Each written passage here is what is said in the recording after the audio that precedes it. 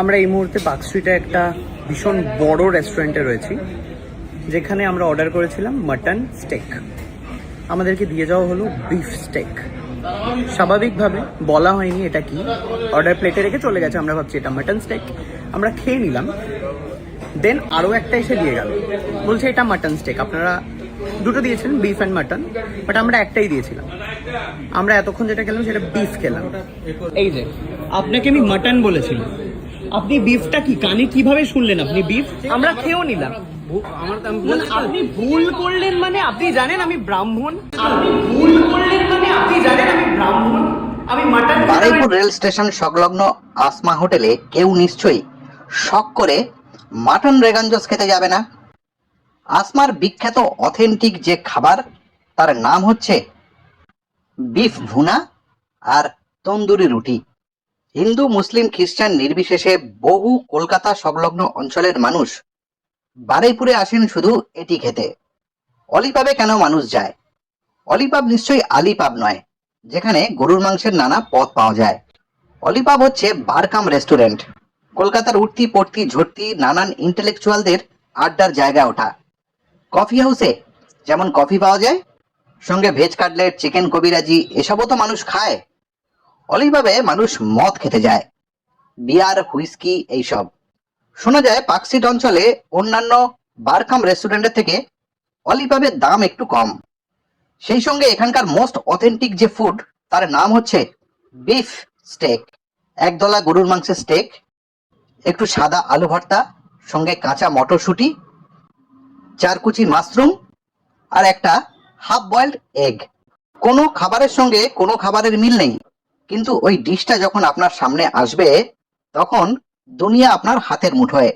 ও হ্যাঁ, বিফ স্টেকের জ্বালায় আরেকটি অলিপাবের অথেন্টিক খাবারের নাম তো বলাই হলো না, চিকেন আলা কিয়েভ। কিন্তু এই আহাম্মক ইউটিউবার প্রচারের জ্বালায় কত নিচে নামতে পারে সেটা কিন্তু দেখিয়ে দিল। রাস্তার কোনো নেড়িও তাকে চিনত না, কিন্তু সাম্প্রদায়িক তাস খেলে নিজেকে বেশ জনপ্রিয় করে তোলার আপ্রাণ চেষ্টা করে গেল সে। বাপের জন্মে কেউ কখনো মাটনের কোনো পথ খেতে অলিপাবে যায়নি, যাবেও না। লোকে এখানে বিয়ার বা হুইস্কি বা অন্যান্য মদ খেতে যায়, তার সঙ্গে উপরি পাওনা অলিপাবের বিফ স্টেক এবং চিকেন আলা কিয়েভ। আর এই সস্তায় জনপ্রিয় হতে চাওয়া ইউটিউবার যেভাবে গোটা ঘটনাটি সাজালো, তাকে রীতিমতো নোংরা মনে হচ্ছে। আর এই বেটা কি জিভ চলে না? একটা আস্ত বিফ স্টেক খেয়ে ফেলার পর তার মনে হলো এটা মাটন নয় বিফ। তার মানে কি মাটনের মতো একটা গুরুত্বপূর্ণ খাবার সে কখনো খায়নি? দুটোর স্বাদ তো হেল অ্যান্ড হেভেন ডিফারেন্স। একে তো গাধার মাংস খাইয়ে দিলেও গুগরাসে গিলে খেয়ে নেবে। তারপরে নাটক করলো, ওয়েটার মুসলিম সেটাও খুঁজে বার করলো, ক্ষমা চাওয়ালো, দুদিন অলিপাব বন্ধ রাখলো, তারপর নিজে গিয়ে সব তুলে নিল। এইসব কি হচ্ছে মশাই? এটা আদৌ পশ্চিম বাংলা? তো পশ্চিম বাংলাদেশের ভয় দেখিয়ে এরা তো গোটা পশ্চিম বাংলাকে পশ্চিম বঙ্গাল বানিয়ে দিল।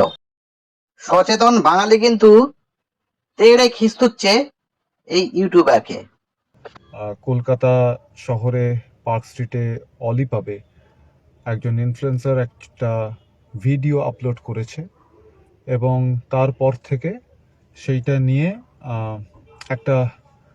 এক ধরনের সিচুয়েশন তৈরি হয়েছে, যেটা আমাদের অনেকেরই মনে হয়েছে যে আমাদের শহর তথা রাজ্যের জন্য সেটা খুব ভালো নয়। শুধু ধর্ম পরিচয় নয়, নিজের ব্রাহ্মণ্যবাদী যে অবস্থান সেটাকে উনি ঘোষণা করেন যে আমি ব্রাহ্মণ, এবং একটি পার্টিকুলার উনি বিফ শব্দটাও ব্যবহার করেন না, গরু শব্দটা ব্যবহার করেন না, উনি একটা রেটরিক ব্যবহার করেন, সেটা হচ্ছে গোমাতা। আমাকে তুমি গোমাতা খাইয়েছো, বা আমাকে আপনি গোমাতা খাইয়ে দিলেন, জানেন এর কনসিকুয়েন্সেস কি, ইত্যাদি ইত্যাদি। আমাদের অনেকেরই মনে হয়েছে যে এইটা যে ভঙ্গিতে এই ভিডিওটা করা হয়েছে, সেই ভিডিওটি খুব নাইভ নয়। ভিডিওটি শুধুমাত্র যদি বলা হয় যে যিনি ইনফ্লুয়েন্সার তিনি ভিডিওটি করেছেন সেটা শুধুমাত্র ইরেসপন্সিবল, তাহলে বোধহয় খুব সঠিক মনে হচ্ছে না আমাদের। পুলিশের সাথে আমরা কথা বললাম, ওনারা বলেছেন এফআইআর নাম্বার আগামীকাল দেবেন। সবগুলো এফআইআর ওনারা মার্চ করবেন এবং তারপরে এফআইআর আগামীকাল দেবেন। তো এবং একটি এফআইআরকে সেটাকে মূল এফআইআর ধরে বাকিগুলোকে মার্চ করা হবে, সেটা খুবই ভালো কথা। তাতে আদালতের সুবিধে হয়, এটা ঠিক কথা।